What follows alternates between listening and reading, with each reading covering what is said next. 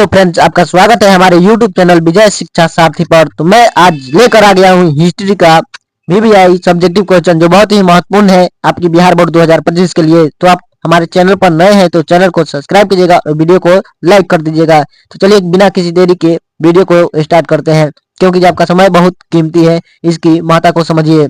उसके बाद है पहला नंबर क्वेश्चन, चलिए देखते हैं। पहला नंबर क्वेश्चन कर रहा है कि इटली और जर्मनी के एकीकरण में ऑस्ट्रिया की क्या भूमिका थी।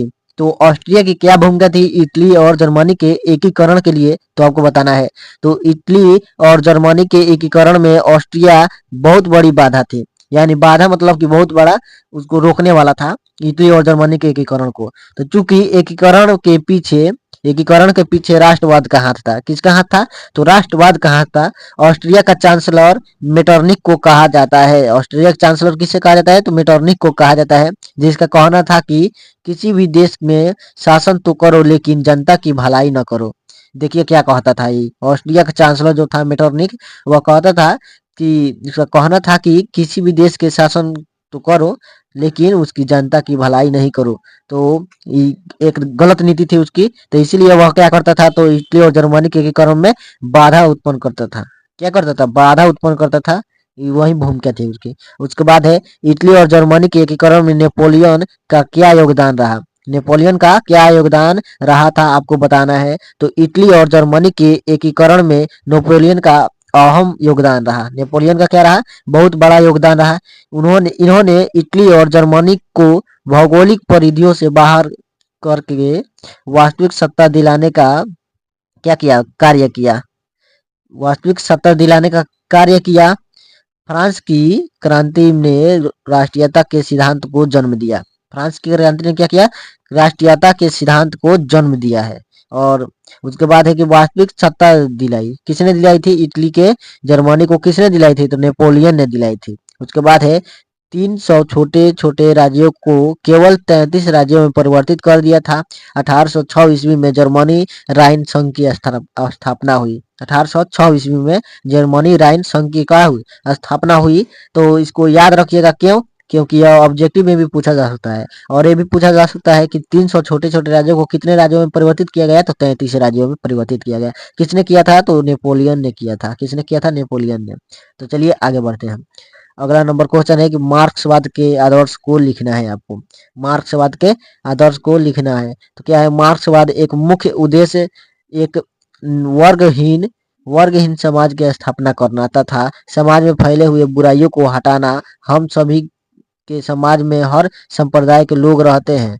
यानी कि मार्क्सवाद का मुख्य उद्देश्य क्या था? कि वर्गहीन समाज की स्थापना करना था। यानी कि वैसा समाज जिसमें कोई भी वर्ग नहीं हो, कोई भी जाति धर्म नहीं हो। उसके बाद रहता था समाज में फैले हुए बुराइयों को हटाना है। यानी कि समाज में जो भी बुराई फैला हुआ है उसको हटा देना है। जो भी झगड़ा उगड़ा होता है जाति धर्म के नाम पर, उसको क्या करना है? खत्म कर देना है। उसके बाद है हम सभी के समाज में हर संप्रदाय के लोग रहते हैं। यानी कि देख लीजिए अपने भारत में कितने संप्रदाय के लोग रहते हैं, सब लोग हिल मिल कर रहते हैं।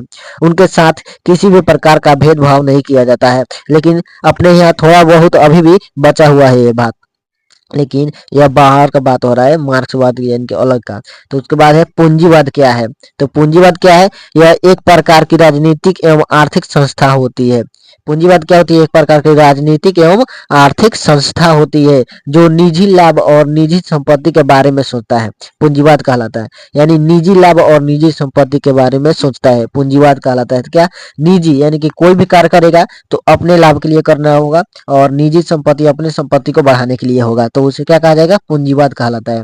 उसके बाद है इसमें उत्पादन के साधनों पर सरकार का अधिकार नहीं होता है, बल्कि निजी संस्था का अधिकार होता है। इसमें जो भी उत्पादन हो रहा है और उसके जो भी साधन मिल रहे हैं, उससे जो भी पैसा मिल रहा है, तो उस पर कोई सरकार का अधिकार नहीं होगा। उस पर एक संस्था का अधिकार होगा जो निजी, जैसे मान लीजिए जियो है, एयरटेल है, तो ये सब क्या है? निजी संस्था है, पूंजीवादी संस्था है।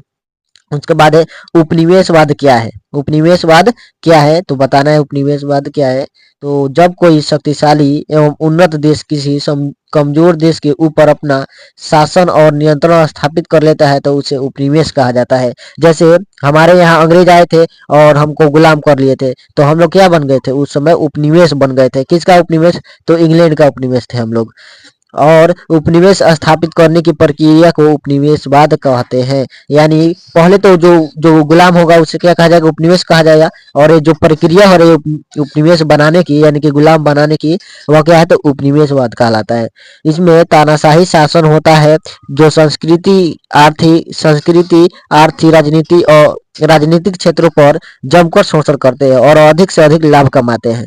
क्या होता है कि मान लीजिए हमारे ही यहाँ आए अंग्रेज, तो क्या किए, आर्थिक शोषण किए, राजनीतिक शोषण किए और जमकर लूटा हमको और अधिक से अधिक लाभ कमा कर यहाँ से ले गए। पूरा सोना यहाँ से उठा ले गए, भारत को सोने की चिड़िया से खंडहर की चिड़िया बनाकर चले गए वो लोग। तो देखिए उसके बाद है अगला कि लेनिन कौन था। लेनिन के बारे में आपको बताना है। तो लेनिन बोल्शेविक दलों का सबसे बड़ा नेता था। कौन सा दल, बोल्शेविक दल का नेता था, सबसे बड़ा। बचपन से ही लेनिन का झुकाव साम्यवाद की तरफ था। किसकी तरफ था, तो साम्यवाद की तरफ था। यह जारशाही के विरुद्ध थे। जारशाही यानी कि किसके, जार कहा जाता था राजा को, सम्राट को, रूस के सम्राट को जार कहा जाता था।